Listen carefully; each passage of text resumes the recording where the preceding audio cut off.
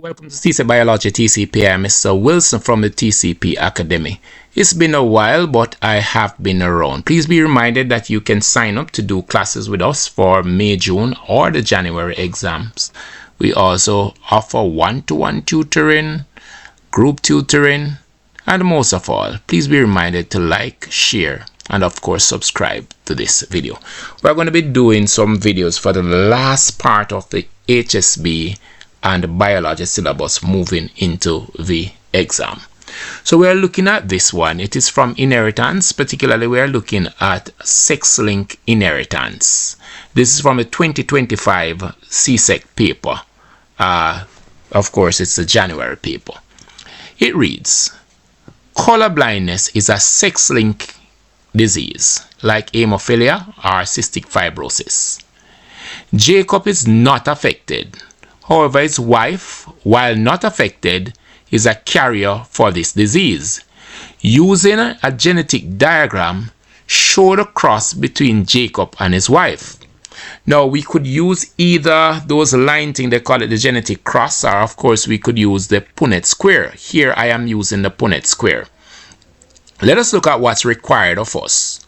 We are asked to define the alleles. So of course we're going to be using N as a dominant allele, and that pretty much represents normal vision, and common N for the recessive allele, that of course if it is acquired of course in the homozygous recessive form, or of course if it's a male, if just one of the allele is pretty much acquired on the X chromosome, then the individual will have it. Now, the phenotype, of course, is going to be a normal vision male. And since the mother is only a carrier, we refer to her as a carrier normal female, as she's not affected by the disease. Now, it's important to note that the trait for this disease, or the allele for this disease, is carried on the X chromosome only. So we call it a X-link, a sex-link. However, if it was on the Y-link, on the Y chromosome, we would have said that it is a Y-link. Example of Y-link inheritance would have been like ear in the ears of a man. However, for X-link, we know we have cystic fibrosis, we have color blindness, we have hemophilia. This one, today we're looking at color blindness. So, of course, the male, the genotype is, of course, going to be X superscript capital H and a Y, that represents the male genotype, and for the female is going to be X superscript capital H, X superscript common H, and that nicely covers the genotype for the parents. Then just below that we have what we refer to as random, here we have the gametes.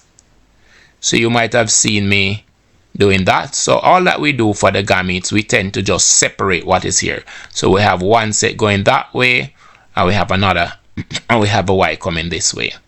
I'm trying to draw some arrows here. Same thing here, and then we have that. So for the gametes, all we do is to separate the genotype, that which we wrote for the genotype. So we're going to be separating the two allele, or we're going to be separating here the chromosome and the allele. Then we move on down to the cross. Some person might have it as random fertilization, or some might have it as segregation. Not too sure which one your teacher is doing with you. Alright, so we put them both in the Punnett square. This one here with the arrow represents a male, and the one with the cross here represents a female. So what we nicely did is just to move this down here, the chromosome and the allele. X capital H subscript, Y, move it down here. And then for the female, we did it on this side, X capital H superscript. This is of course the allele for the trait. And then on this here, X common H. That's all we did. Then we would have done the cross. Follow me carefully. I'm going to be changing the color of my ink, so I'm going to be using red. So all we did was the convention is that the capital is written first. So we move that across, and we move that down. Well, and we move that down. All right, and we continue like this throughout. So we would be moving this across all the way over here, and then we're going to be moving this. The capital letter is usually at the front, and then we do the same thing here. Convention is XY for male, and the same thing we move across over here, and we do the same thing here, that down there, and we move this across. All right, I do hope that helped those persons who are still struggling. All right, great. I'm going to be taking out the red and I'm going to be numbering them instead. Why am I going to do this? I'm going to be doing this to help you to answer the next question. So let's remove the red mark. All right, I do hope you understand what those arrows were supposed to help you with. So we're taking out back these arrows, just showing you how we place them in the Punnett square. So now what I'm going to be doing, I'm going to be numbering as I would do when I'm teaching in class. So I'm going to call that 1. I'm going to call that 2. I'm going to call this 3. And I'm going to call this 4. And be reminded that we are looking at the F1 generation, or one might say the first filial generation, right? So for 1, that is going to represent a female. But when we're looking at sex link, we're talking about two things at the same time. And I'm trying to be very, very, very simple here. So X capital H, X capital H, that's going to be a normal vision female. That's a phenotype. Normal vision female.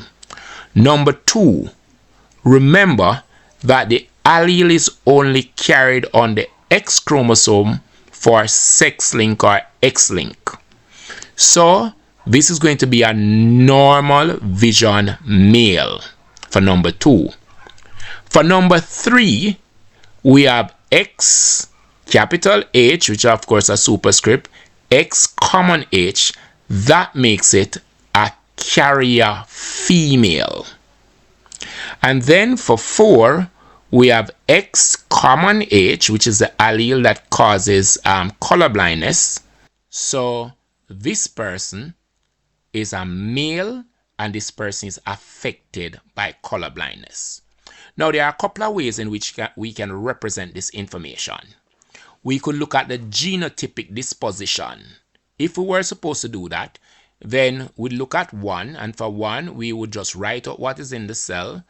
We'd put a 1 in front of it, write out what is there, then we'll put our semicolon because we're doing ratio, and then we'd of course write another 1 for number 2 and write whatever is in it, and then for number 3 we would do the same thing, the semicolons and so on, so continuing. All right, so we are not required to do all of that, but if you want to see me do it, you can just leave it in the comment and I'll nicely explain it further for you as to how we would write it for percentage versus ratio, and if you want fraction, we could do that as well. So based on the results of a cross in sea ice, state the possibility of Jacob and his wife having a boy who is colorblind. Now this is a 25% chance because only number 4, in number 4, we're seeing a possibility of the 4 outcome, 1 out of 4, of a 4 outcome that we would have a colorblind individual. So 1 out of 4, if we were supposed to look at that, and what's 100 over 1? My system is just not going as I want it to. All right, let's have that as 100 over 1. I hope that it can help. All right, so 4 into itself 1 time, and then 4 into this is going to go 25. So we get 25%. So the possibility here is 25% as fraction. That's the best representation. I don't think that it would be nice to say it's a quarter. All right, or one might say it's 1 out of 4. All right, so the possibility is a 25% chance that these couple will have a male. All right, and remember it says here, based on the results of a cross, state the possibility of Jacob and his wife having a boy who is colorblind. So it's colorblind. Remember, all you need to, the male can only pretty much inherit one allele because it travels on the X chromosome. For more videos like this, you want to follow me on my page, and please be reminded to like, share, and of course subscribe. If there's something that you did not understand, or there's a past paper question on genetics that is giving you trouble for CXC or HSB, be not afraid to just cut it and send it to me. Follow my page, you'll know how. Thanks much for watching. Until we next meet, take good care of yourselves.